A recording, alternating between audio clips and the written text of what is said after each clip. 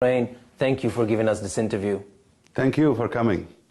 This is my first with an Israeli media channel. And let's hope that we can get the message through. What made you decide to do this interview? It should have happened a long time ago. But we have always missed the communication. We've always talked to the whole people around the world except talking directly to the Israeli public and through their own TV channels. And we didn't want to miss this opportunity here since we have this important workshop. If there's one thing you want the Israeli public to know from this interview, one message, what would it be? Israel is part of this heritage of this whole region, historically.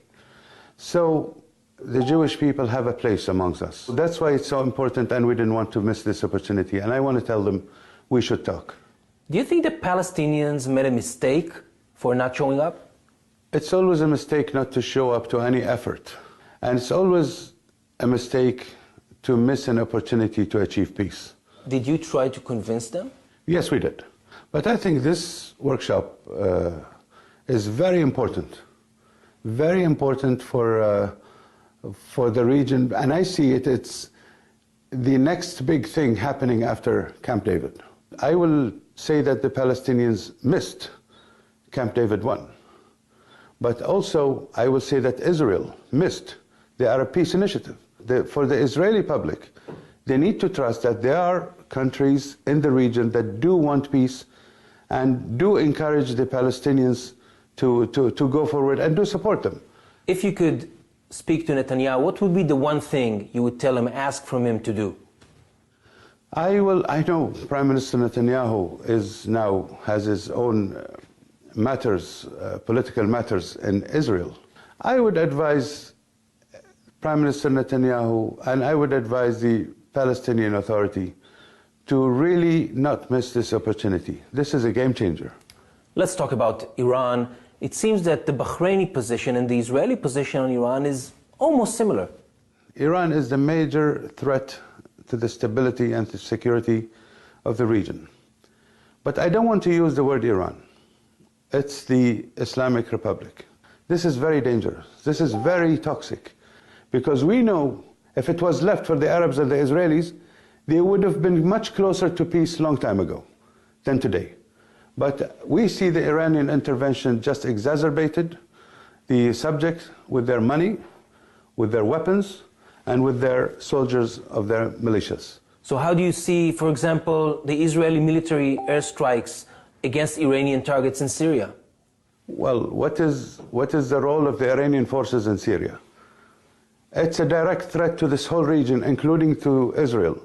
So as I said, every country has the right to defend itself. Are you concerned that we are on the path for a war between US and Iran in the region? If there is a war, God forbid, that would happen in our region, I'll blame the Islamic Republic for it. They've been calling for war in the region, and they think that that's the only way they can survive. This regime only survives with aggression.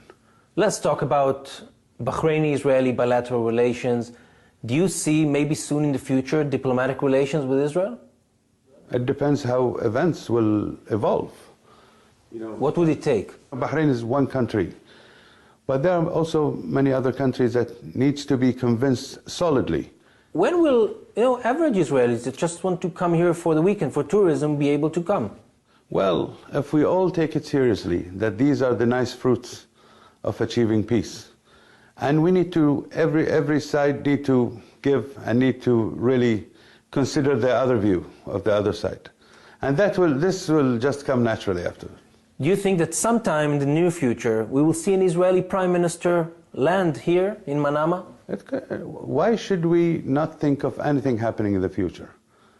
But, you want to make it a good landing, a meaningful landing. And this is what we need to achieve. I don't want to give you a rosy picture, but I want to give you my aspiration. As a person like you, we do want to see peace and we do want to see normalization. We do want it. We do want to aim for it. Do you want to visit Israel? What would prevent me in my lifetime to go and visit Israel? What would prevent me to go and meet people like you in their own country? But we need to do it in a way that makes both of us all comfortable doing it in a repeated manner. Sheikh Khalid bin Ahmed Al Khalifa, Foreign Minister of Bahrain, thank you for this interview. Thank you very much. Thank you. Thank you very much. Thank you. Please.